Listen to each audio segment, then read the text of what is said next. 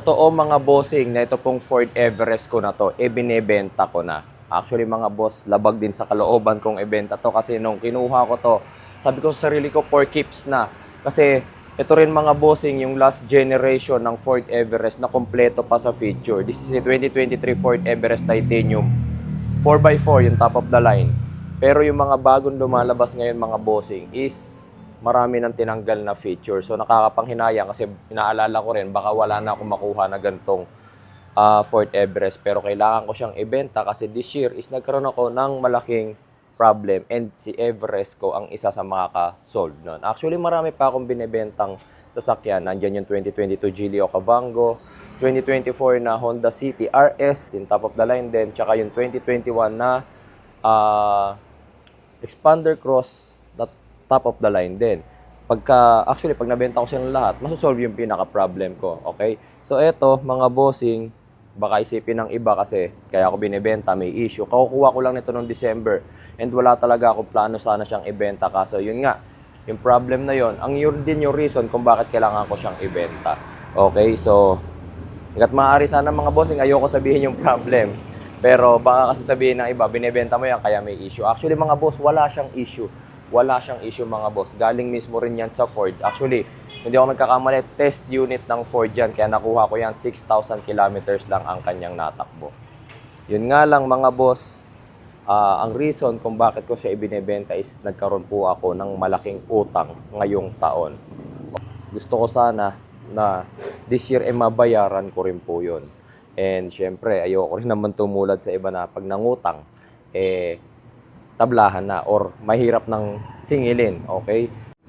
Ito mga bossing, this is a 2023 Ford Everest Titanium 4x4, yung bi-turbo, top of the line po yan. Coding yan is Friday. 0 po ang ending plate po niyan. Then syempre original paint pa po yan kasi syempre nga po, ang mileage lang po nito is only 7,000.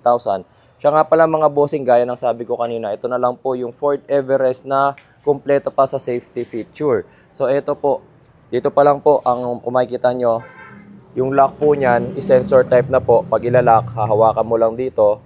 Pag i-unlock, bubuksan mo na rito. Basta nasa inyo po yung susi. Yung susi po kasi is nandito lang sa pocket ko. Ayan, pakita ko po sa inyo yung interior.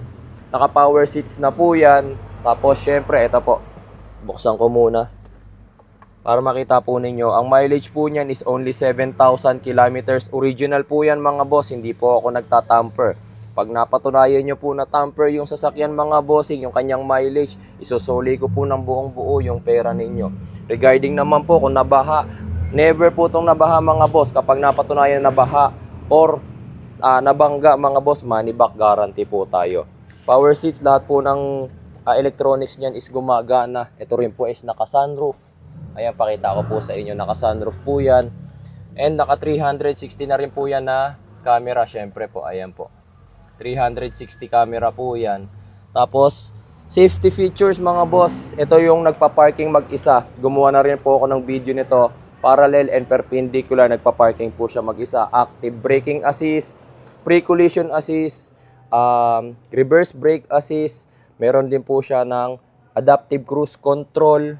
Okay, napakarami niya pong features mga bossing.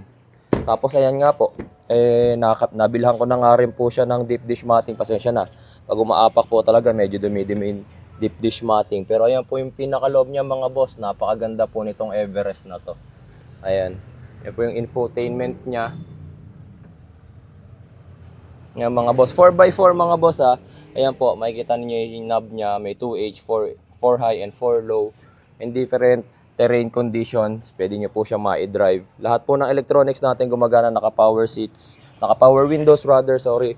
Tapos lahat po ng pinto is merong lock, syempre, ayan po. Tapos dito, passenger, meron rin po kayong control ng air condition ninyo. Tapos merong 220 volt socket.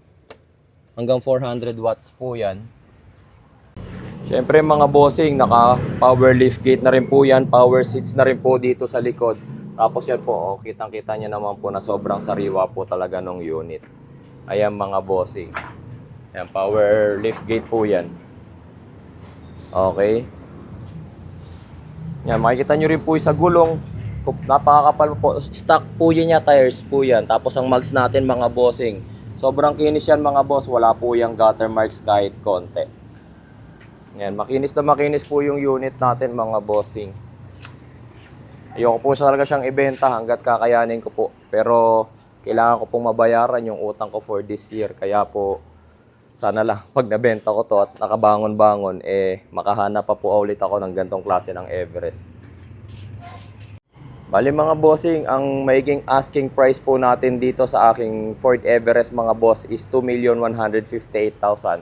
Pero negotiable pa naman po yung mga boss. Negotiable upon viewing po tayo at medyo malaki rin naman po ako mag-discount kapag cash. Tapos available po ito for cash and installment po. Pwede po tayo mag-financing.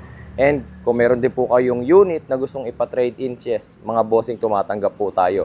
Basta mga boss, pag interested po sila, punta na lang po kayo, magsama po kayo ng mechanic nyo na mag-i-scan, magte-test drive, mag-check ng sasakyan.